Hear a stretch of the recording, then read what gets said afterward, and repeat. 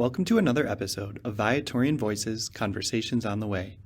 This is Pre-Associate Dan Masterton, and I'll be your host for these episodes in the Bolder Dreams series. Venerable Louis Querbes said, "People are bolder when they dream they are doing God's will." Our goal for this series is to foster this boldness in the Viatorian community's ministries. We will do this by reaching beyond our own membership and institutions to speak with pastoral ministers who are kindred spirits to our ministry and charism. We will turn to these women and men to seek fresh insights on key areas of ministry that can re-embolden us to live out our Viatorian vocations in service of the people of God. Today we focus on youth leadership formation. For this topic, our guest is Cari Foster. Cari is a veteran youth and campus minister, having worked for 20 years and counting with teenagers in faith formation. Cari's book, Cultivating Faith, A Guide to Catholic High School Campus Ministry, which I co-authored with her, was published by the National Catholic Educational Association under her maiden name, Cari White. And Cari completed her doctorate in ministry in 2022, and her doctoral project, Forming High School Students as Missionary Disciples, described and analyzed the leadership formation she did with her students. To start, I asked Cari where the ideas for this youth leadership approach came from in her ministry. Enjoy the conversation. I would say I noticed early on that students really wanted to be involved. And initially it was like specific things. And so they would come to me and they'd be like, "Can I do that?" And I'd be like, "Ah, I don't see why you can't." Like one of them really wanted to set up for mass.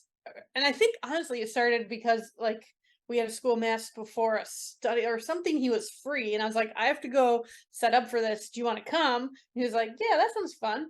And so we did it together, and then all of a sudden he like really wanted to do it. And so then I was like, "Well, I don't think there's a reason why you can't do this." So then I just let him do it. And like other students kind of saw that this one student was involved and they were like, "So what can I do? Like, how can I be a part of this?" And it kind of grew organically, I think, just because I was noticing kids wanted to be involved in different aspects of life. And we always had retreat leaders, but I don't know if anybody stopped and said, like, "Hey, what activity do you want to do on this retreat?" Or how would you lead? Like, what kind of discussion questions would you ask to lead this part of the discussion? So it kind of took like it was mostly like kids were kind of coming and plugging in, and then they'd be like, "Oh, I got to go take this math test. I'll be back." And so when we moved the retreat kind of off the school, it opened up a different kind of aspect for kids to kind of give. It started as giving input and advice. And I think as I got to know them, they were more willing to be like, "Hey, I have this idea. Can I do this thing?" Um, and I tried to be really intentional about being like, "Well, yeah, you can do that." And I had to remember at first, like, I don't have to do all these things. It's okay to let the students do some of this stuff. It evolved and changed and grew, but really, yeah, it just started from we had a group of students who were really interested in liturgy and wanted to plan music and help do liturgical stuff. And then, as more students saw that group be interested, more opportunities then became available because the students almost started to create them themselves. And so just really being open. I was trying to be intentional just about giving space for kids to be like, "Oh, hey, I could do that." And then letting them do it. It starts from identifying the passions and gifts of the kids and then trying to build these avenues to mobilize them into campus ministry and try to give them some support and faith formation, not just to give input and advice, like you said, but to really like take charge of it and become leaders on the campus in all of these different avenues. Yeah, and I formalized it as time went on. I kind of realized like, and as we got more and more students who wanted to be involved, you kind of have to formalize it a little bit. So then it became kind of its own club. And I made students apply because you want a level of commitment and interest. And we didn't really reject anybody, but I wanted them to at least spend that initial time thinking about why I want to do this, and then what kinds of areas that the student would be most interested in. And I defined 6 areas that worked best for our school community and kind of had the kids funnel themselves into one of those 6 committees more or less. the liturgy kids were planning and training kids for masses, and the retreat kids like wrote retreats focused on food, and it was a jolly good time all around. So, what did you feel that your students needed in order to emerge and develop as leaders and as people who could form their peers into disciples? What kind of exposure opportunities did you create for them that helped prepare them to become the leaders that you knew they could be? So they needed time, and this is the biggest one. Probably they needed time to organize themselves and what they wanted to do. So I really focused and found the most effective way to do that was in the summer, like before school started. So we'd have a meeting, like a long kind of afternoon retreat style meeting at the end, like within probably the last 2 weeks of school, to initially just kind of talk about specifics for the next school year and to say like here's some things we need to define going forward. Like we picked an all school theme every year, so the kids had a name in that. So we would look at kind of here's the focus for our school year for next year, how do we want to describe and talk about this. And it was a little bit of like getting to know each other, because I found the more comfortable with each other they could be heading into the school year, the better off their work and everything would be. And then we did a summer retreat with everybody, I don't know, a couple weeks before school started. And it was usually about 24 hours. So it was an overnight experience. And there I was trying to be really intentional with them about setting goals and kind of setting a calendar for themselves and creating like a way that they could share information with each other. So as a Google Classroom school, they would set up a Google Drive for their group, their little committee, and kind of start to put all their ideas in there. But I found like helping them set goals was really critically important to give them kind of a focus for their group for their year, and then to take those goals and to break them down and to say, okay, so for your first goal is that by the end of the year every student will be singing at our all school liturgies. Good luck, kid. Very ambitious. So okay, so what do we need to do to try and get to that goal? So okay, so we need to make sure the music is singable and familiar. So how do we know that it's singable and familiar? Okay, we're gonna ask students what kinds of music they want to sing at mass or what they're used to hearing in their churches.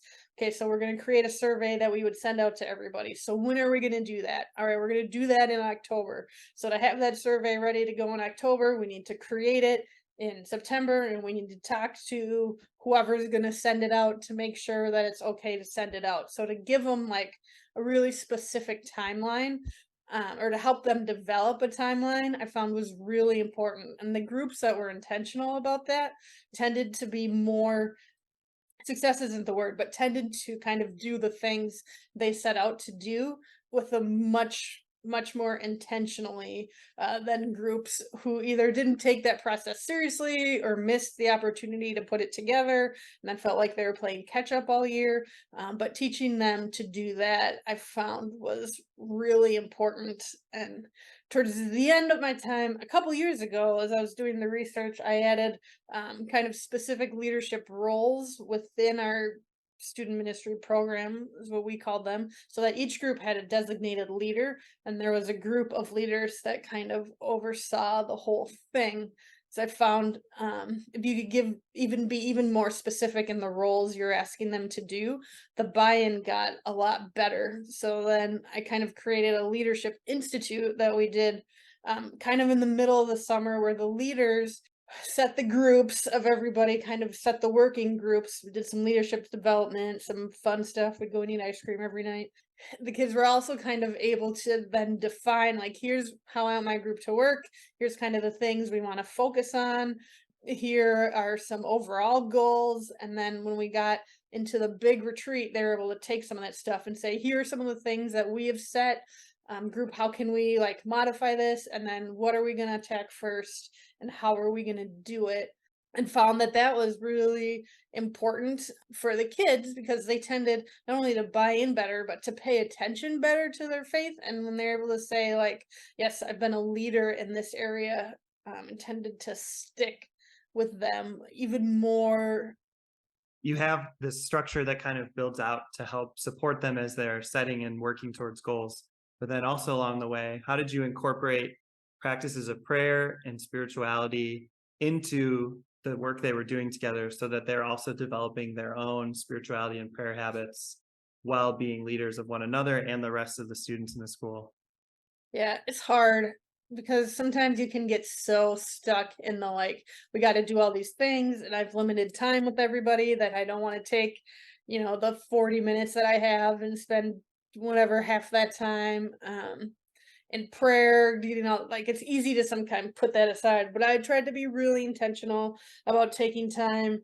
Um, and I did a lot of Lectio Divina with the students, specifically around passages that looked at like people in the Bible who are acting as leaders, or like passages that talked about humility and like different characteristics of a leader, I guess. So we would spend probably not more than 10 minutes most times. And I was with the kids about once a week. I would always try and start with that. Sometimes the kids would say that doing Lexio all the time was really repetitive and they wanted a little more variety. Like, but you're reading scripture, kids. This is like the important stuff here. Come on. So then I would vary it a little bit and we do some like more formal guided meditation. Sometimes we do just general like decade of the rosary. Sometimes seasonally we do one meeting we just prayed the Stations of the Cross Mhm. together. During Lent, I think we did an Advent prayer service in there sometimes. And I tried to get to the point where the kids were leading all this stuff too. So I had a Lexio worksheet for them that had the questions and the scripture passages and stuff so that they could see it. But then I just have a kid lead it, so that I didn't have to essentially uh, just spread that around. But then they can practice leading prayer with each other too. And I think that's important because it grounded the meeting. It was like the first thing that we did. I always tried to be really intentional about doing it together, even if they weren't all there yet or whatever. Someone would come in the middle of it after getting their lunch or whatever they were doing. But to be intentional about taking that time, and it doesn't like, I think sometimes it felt like, because I only saw them once a week, it had to be a long thing, and I don't think that it does. Like, I think I've been using the Hallow Prayer app a lot too with them, and like the meditations on there are excellent because you can do one for a minute, you can do it for 5 minutes, you can do it for 7 minutes, you can do it for 45 minutes. So I think like recognizing that too, like every time doesn't have to be 10 minutes. Like there's value in doing a whatever 3-minute song reflection or a 5-minute like reflection on whatever, letting the kids come up with them and lead some of that stuff too, I think is an important, helpful way to get them involved. So, having also been a parish youth minister, can you imagine some easy ways that a ministry leader or volunteer in a parish could adapt some of these like leadership formation ideas for use in parish life? Yeah, so I would think, and this is the one thing I probably wish I did at the parish, is thinking about if there's a project that like is something that is consistently done that the kids could take on. So could they be responsible if you do a summer mission trip, which is a popular thing? Could they be responsible for every aspect of that? So they pick where it's gonna happen, then like the destination that they're gonna go to in the summer, and then they come up with a recruiting plan to get kids to be involved, and then they design the fundraisers and they pick when they're gonna be. They take on how to advertise for them, how to like they present it to the parish during masses or however that's presented to the parish, right? They run the like preparation and planning meetings when those start to happen. And then if like a thank you, whether they write thank you notes or however the parish don't thanks the people who supported their mission trip, like taking that on. So I know a lot of places do like a meal where kids can share about their mission trip experiences, and then they have a meal for all the donors, and like the kids can be responsible for getting all the things together for that, even figuring out like what do we need if we're going to feed all these people, or if we're going to talk about our trip, like how are we putting the pictures or the presentation together, like that kind of stuff. I think something that they can take from start to finish is awesome. And or, it could be like I was in a parish where they did a big family event in Advent, and it was like a walk through Bethlehem. So that's something the youth group could kind of take on, or maybe it's like a VBS and they're maybe working on, and maybe it's not the whole VBS, but a significant component where they're figuring out how to teach it and what do they like. Do they need backdrops or what materials do they need? And then they lead it every day for a week, kind of becomes their thing that they can really grab a hold of. And maybe there's more than one thing that your youth group is doing, but I know it can be hard because kids are like in and out a lot and maybe not always there when we want them to be there. So what is it that feels manageable? And maybe it's starting something easy, like we're going to, at the parish picnic, be responsible for planning and running and doing this game. So maybe one last question that I want to ask everyone in this series. What advice or insight would you have for Viatorians who are trying to be good companions of youth or young adults today? What would you want them to hear or know from your experience? I would say don't be afraid to let kids do stuff, even if it feels like the stuff that you should do, or is like traditionally never been done by kids before, especially if they're excited about it. Yes. To figure out a way to walk with them in that, and maybe that means you have to help them channel their passion or whatever it is that they want to do into a way that fits within the overall goals and dimensions of your particular ministry in their particular place, but to really be open to that, I think, and to know that kids are coming with an earnest heart and a desire to, if they're approaching you with something, it means they're really like, this is important to them, and I want to honor that. And I think just be willing to listen and to hear them, and just kind of accompany them, to walk with them in whatever they're doing. And I found the easiest way or one of the most effective ways I was able to do that is kind of to help kids take ownership of where they want to go. I hope you enjoyed this episode. Folks who would like to reach out to Cari can email her at carilynnwhite@gmail.com. Her email will be in the show notes. Our thanks to Cari for sharing her insights and our prayers for her continued ministries with young people. To learn more about the Viatorians or invite vocational accompaniment, email us at vocations@viatorians.com or DM us on social media at Viatorian USA. On behalf of Brother Peter and the Viatorian community, I'm Pre-Associate Dan Masterton. Venerable Louis Curbs, inspire us. St. Viator, pray for us. Adored and loved be Jesus.